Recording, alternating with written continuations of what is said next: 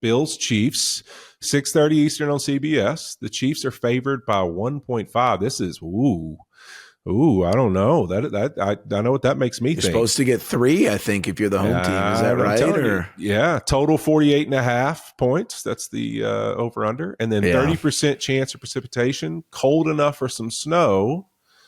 Okay. If you can be impartial, give us your opinion on this game and tell me what you think is going to happen. Well, just a few more things to set it up. This is the 4th time in 5 years they'll have met in the playoffs. How many of them have the Bills won? No, I'm asking. It's a genuine question. They haven't. I wrote them down right here. Correct me if I'm wrong here. 7 straight AFC championships for the Chiefs. 7 straight. How crazy is that? It's insane.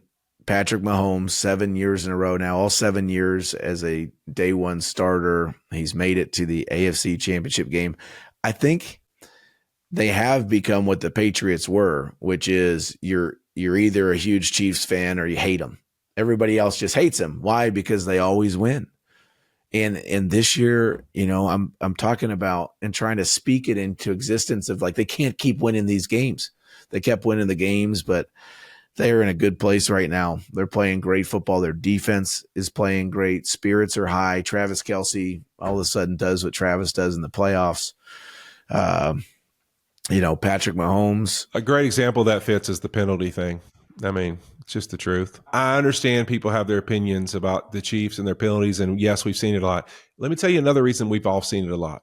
They're on TV all the freaking time in prime time because they're really freaking good. So you just think you see more happening for them. It happens all across the league. Penalties go a lot of different directions. If you look at the statistics, they're not as crazy as people make them out to be.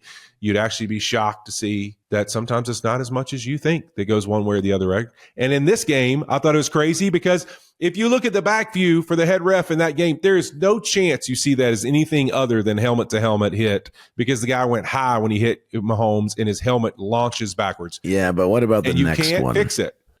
Okay, my thing about the next one, you're getting mad about a rule that exists, not the fact that it's the Chiefs. That is a dumb rule. Quarterbacks should not be allowed to run around and dive down on the ground and not get hit. I think it's the stupidest thing ever. It should be taken out of the league as fast as they can. They need to get down like every other football player, and you shouldn't have protections that don't matter. But if we're going to be honest, we already saw this happen with Trevor Lawrence. What did the Texans player also have? The crown in his helmet, and he was as low as his helmet could get, and he was for sure trying to take the crown of his helmet and hit Mahomes as hard as he could. That already happened to them once before this year. So we could flip it around and say, is this not the second instance, D'Amico Ryans, that we've seen one of your players crown down trying to hit a quarterback? Give me a break. Come on, just look at the clip. Look at the clip. First of all, crown of the helmet is leading. First of all, give me a break. Crown of the helmet's leading. Second of all, when I saw that play, and I was like, oh my God, Mahomes, I think it was flopped. Bullshit too. No, hold on. The crown was down. But I was with Bills fans when I saw that play, and one of them was like, yeah, but Josh does that sometimes too.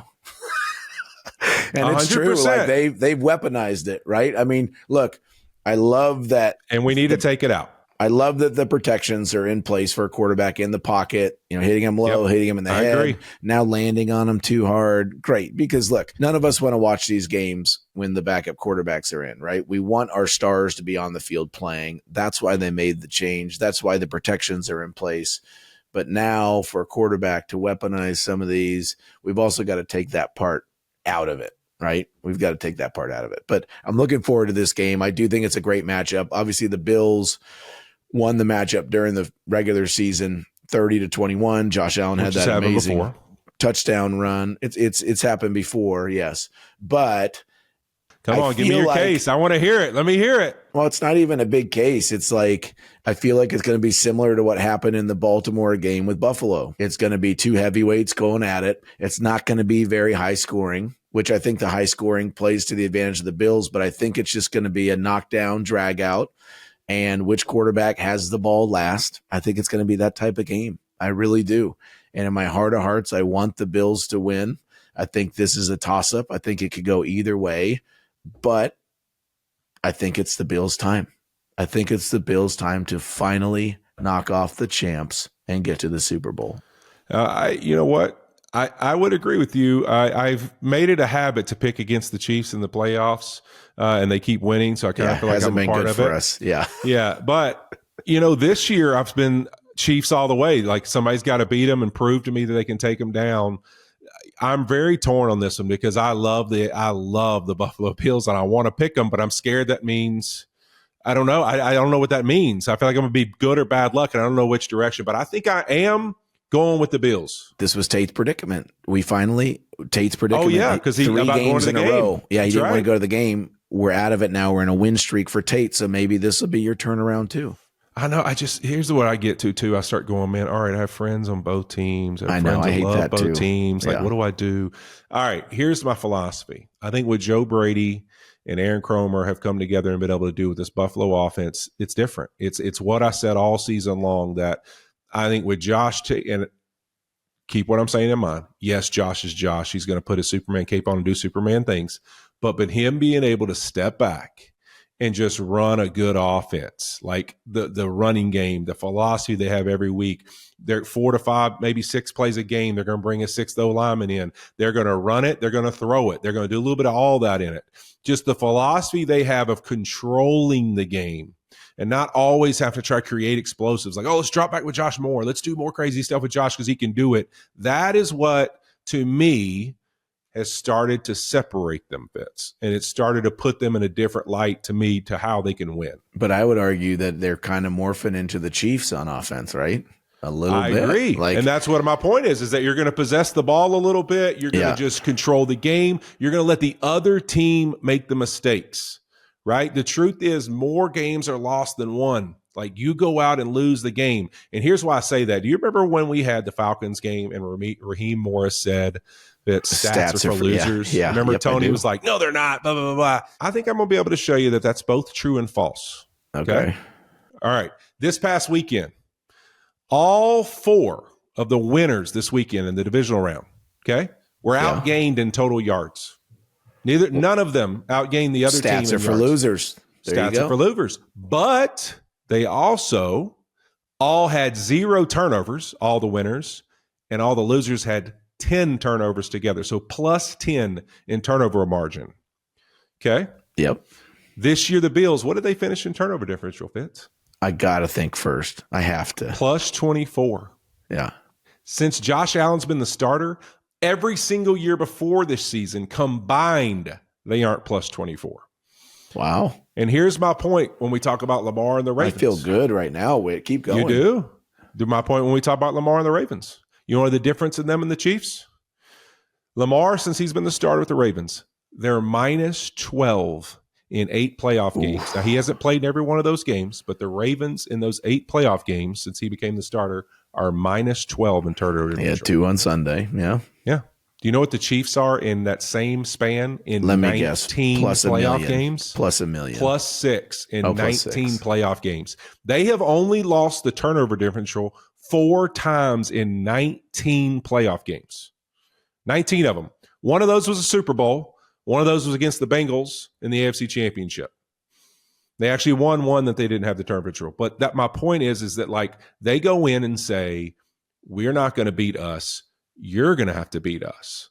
So the Bills are becoming more like the Chiefs than the Ravens. We don't have to go create a million explosives. Yeah. What we got to do is take care of the football and make you beat us, not us beat ourselves. And that's why I think the Bills are going to get it done this weekend in the AFC Championship. I'm going Bills, Eagles in the Super Bowl. Dude, it's time. I do too. I think it's the Bills' time. I'll say this about watching Josh last Sunday. Patience. That was the biggest word when I was sitting there watching him. I was like, you almost don't recognize him from what he was 5 years ago and how patient of a quarterback he is now. And what does that mean? It means what you're saying, not forcing the ball, taking what the defense is giving you, and also understanding the flow of the game. What type of game is this going to be? That being said, what I would love to see for the Bills, and I would love to see, there's going to be a lot of man coverage. Amari Cooper has been nowhere. He threw one pass to him in this last game. It was a hitch route. There's a miscommunication. Josh kind of dirted it out of bounds. Keon Coleman didn't have a ton of involvement in the game. Dalton Kincaid has been pretty quiet. a lot of these passes have been going to the running backs. Curtis Samuel has been a nice addition the last few weeks to the passing game, and has really woken up the last few weeks. But I would love to see a few of these down the field shots attempted and completed. I would love to see some explosives in this game just to kind of get the Chiefs on their heels too, because jumping out to a lead is going to be a big thing for the Bills in this game so that they can keep the pedal to the metal. But I do agree with you. I think it's their year. It's finally going to happen. But look, that atmosphere is tough. It is tough to go to Arrowhead and win. It is loud. It is noisy. It is Patrick Mahomes in playoff mode. It's going to be an awesome one. I'm thinking about looking at tickets and going out with, but I haven't yet. I've got to talk to Liz when she gets back from this California soccer tournament. But it's going to be an epic battle between these two great quarterbacks. Yeah, there's no doubt about it. I think though that part of what you've been chirping about this all year. I think one of their greatest strengths is the fact that who is it for the Bills that you go into this game and go, I got to take this guy away? It's complicated. The backs are getting out just as much as anybody in the NFL. You could throw it to the tight ends. We could bring a sixth lineman in, and all of a sudden we're running play actions and throwing 3-level throws. Like there's so many different things this offense can do to you. Then they can spread you out, and Josh might be running it, and the linemen are pulling in front of him, or is he getting it out on these perimeter screens? Like who knows, right? And so I think the best thing they present in this game is that for Steve Spagnuolo, who's an amazing coordinator and has proven his championship pedigree, is it's not as easy as I just shut this down. And I think that is a challenge in a game like this, and it gives them the opportunity to do exactly what you said, have some patience and just take their plays.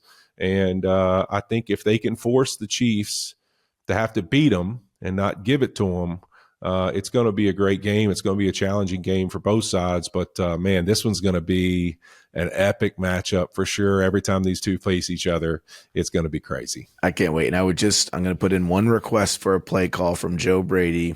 Okay. Somewhere on the first drive, I want you to get Josh in a situation where he can run the ball. He's got to get at least 3, 4, 5 yards downfield, lower his left shoulder, and hit somebody. Get all the nerves out, get all the anxiety out and gone, and let him do what he's done his whole life, which is be a football player, throw the ball around the yard, run with it. But again, epic matchup. Can't wait. We are now in this era. It was Brady and Manning forever. Yep. And it was Brady. They got the best of Manning for the most part. And now we're in the Mahomes and Allen era, and it's been all Mahomes. It's been very one-sided so far. Can Josh and the Buffalo Bills finally do it, get over the hump, and get to the Super Bowl? It's going to be awesome. I can't wait to watch.